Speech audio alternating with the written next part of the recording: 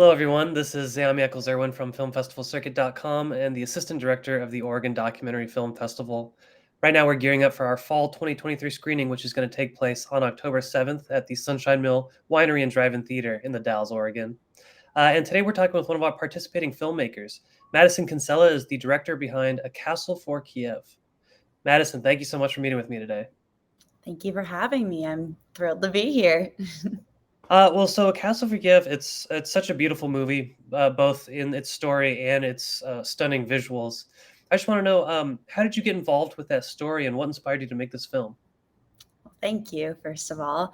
The story kind of, in a weird way, fell into my lap. I was in post-production for another project I was just kind of producing and just trying to focus on that and finishing it to its completion. And a friend reached out and told me about one of her friends that lived right outside of Florence, Italy, who owns this event space that's a castle built in 900 AD. And this was in 2022 in Italy. So some of the pandemic effects were still kind of around. And the castle, therefore, was completely unoccupied, except for this woman and the owners of the castle, more or less. So a husband, wife team, and their two children. So that was in February 2022. And that was at the same time that the war in Ukraine began. So this family decided that they would open up the doors of their castle to anyone trying to escape from the war in Ukraine.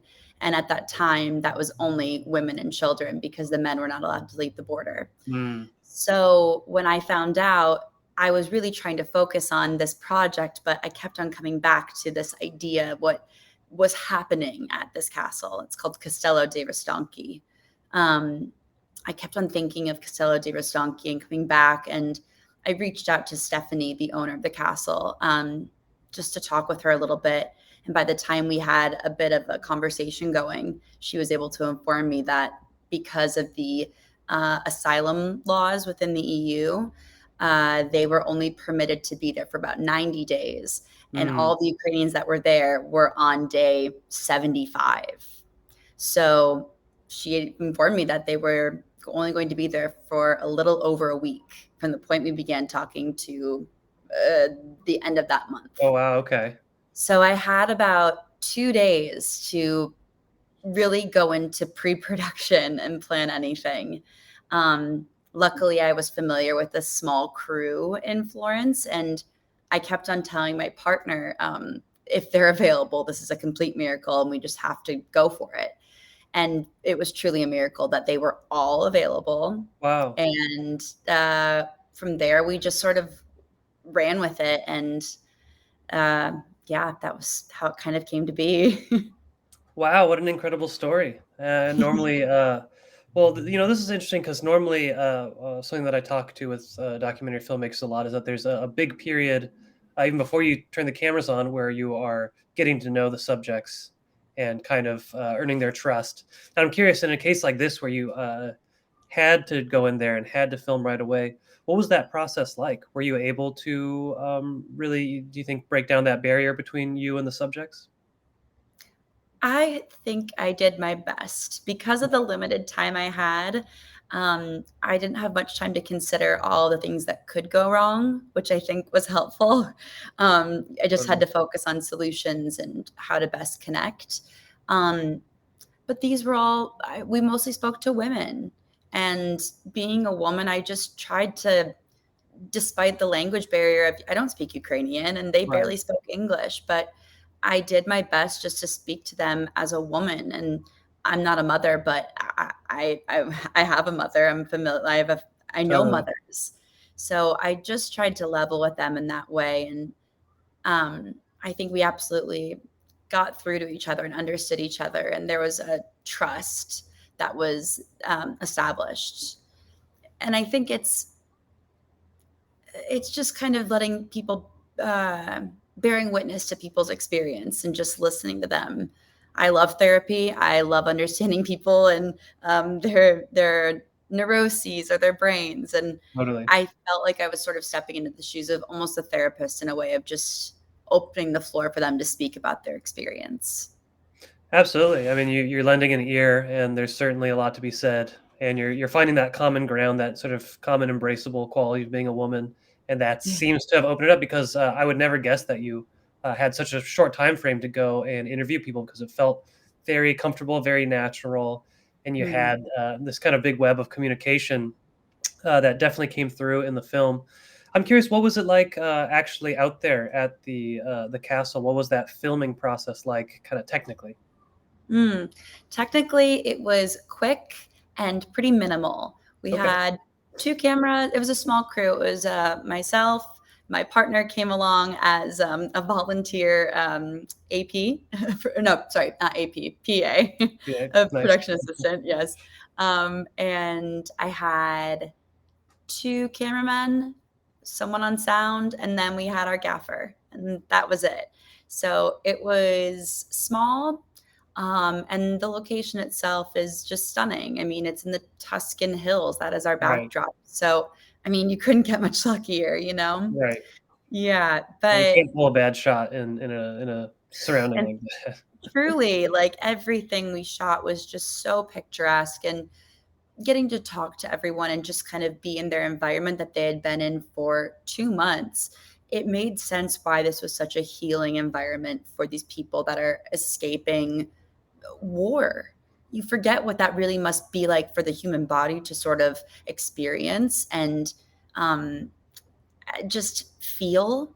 So to be amongst the hills, the trees, really a land protected area, we felt relaxed being there. So I know just from speaking to them and from feeling it that that must have been a very healing environment for them. Totally. Yeah. And, I'm kinda curious, so Stephanie, makes a very strong impression in the film because at first she's talking about, kind of her life in flux and how she came to, the Tuscan Hills and, acquired the space, but then just, she has such an open heart for this conflict and these people, that she's able to help. I just wonder, what was it like, kinda getting to know her and talking with someone who's so passionate about, helping? Hmm. It's a great question. Stephanie is probably one of the most inspiring people I've ever met. Um, I just saw her recently, actually, and it's been a year and a half since we filmed, and you would think that energy after like things have changed, life has changed. We all evolve in a year, Right, but she remains to be such an open-hearted and giving person that is so deeply empathic. And talking with her during our interview was it, it just feels as though your chest is sort of being not ripped open, but just like the gates of your soul right. are just kind Oh, of totally. flung open, and you just feel her energy, and it's so emotional and so caring. And I really feel as though myself and my crew at the very least walked away feeling so motivated to embody the courage that she took on to let people into her home that she did not know Totally. and welcome them as if they were her family and friends. Well, I think it's a great thing to take away from meeting someone like that. And like I said, it's such a beautiful movie, both for its scenery and the story. But I think just the people that are talking and sharing their emotions, it is really uplifting and it's super hopeful, even amidst the background of the conflict. Um, on that note, I mean, it sounds like you took motivation from this. Are you working on any new projects, any new documentaries right now? Well, thank you so much, first of all. But Yeah. yes and no. I'm trying to sit with this for a moment and see how I can go into some activism maybe going forward. But of course, there's ideas, and I would really love to continue off of Stephanie's sort of persona of this almost thankless acts of service that Totally. she wasn't looking for any recognition and was just doing something good to help people. So I'm trying to pursue more stories in that realm of people that are just sort of doing thankless acts of service. So Okay, with that totally. said, there are some things brewing, but nothing I can share too much about quite Okay. yet. Well, then, as sticking with Castle for Kiev, you're doing the film festival circuit run right now. Yes. You're bringing awareness not only to Stephanie's story, but just the case of Ukrainian refugees. what's kind of next for this film? Getting it, increasing the impact. What's kind of next for that? It's a great question. For now, this is my first film, Okay. and I'm just sort of learning as I go between the film festival circuit, and this will go on for some time now, for the next several months, to be honest. So after that, I think the next steps will need to be conversations about distribution potentially. And from there, my goal with this has always been just a maximum exposure for Okay. these Yeah. people and the good that they're doing, as you've mentioned as well, that it's, it brings to light so many relevant topics that I think we might have forgotten about, like the war is still going on. Absolutely. So at the end of the day, I just want as many people to be aware of the fact that the Ukrainian people are still affected by this war. And not only that, but there are still so many ways we can help. And I think at a time where donations feel like they're the easiest way to help people these days, and we yearn to do something bigger or Right. broader, just maybe more personable. Right. I hope that this just reaches as many eyes as possible so they feel inspired to lend their own hand in helping others. Totally. I think that's a fantastic goal, and I totally support you sticking with this film, getting it in front of as many eyes as possible. And I'm really looking forward to playing this on October 7th at the Oregon Documentary Film Festival. It's going to be on a big drive-in screen, so that does mean people driving by on the highway are going to put some eyes on it. But it's going to be a great crowd, and it's such an important story. I think people are really going to resonate with this one. Well, I hope so. I'll be there, so I'm Excellent. really excited. Well, I'm looking forward to meeting you then, but thank you so much for Yeah. talking with me, Madison. It's been a real pleasure.